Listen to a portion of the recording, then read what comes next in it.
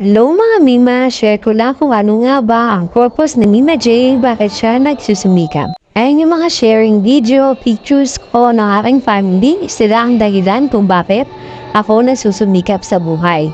Kung bakit ko pinasok ang pagdidate, kung bakit ko pinapasok ngayon ang pagbablog dahil sa kanilang lahat, dahil sa pagmamahal ni Mima J sa aking pamilya.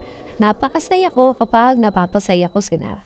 Ang hiling ko lang naman lagi sa Panginoon na bigyan ako ng lakas, katatagan ng isip at puso para may pagpatuloy ko ang pangarap ko para sa aking pamilya. Hindi lang para sa binuong pamilya naming mag-asawa, kundi para sa pamilya na bago akong mag-asawa.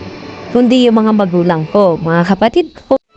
At ngayon naman, mga anak ko at ang binuong naming pamilya ng asawa ko. Sila din ang nagpapalakas sa akin dahil sa tuwing nakikita ko sila na masaya, ay lubos na masaya na rin ang aking puso. Hindi man ako mayaman, hindi man ako mapera, pero sa mga simpleng bagay na nagagawa ko, na nakikita kong na-appreciate nila, ay masayang-masaya na rin ang aking puso.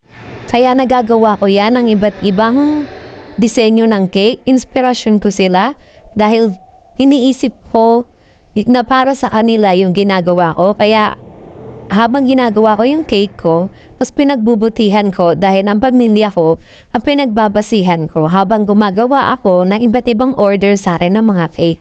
Yun lang mga Mima, pa-support naman, subscribes and like. Thank you!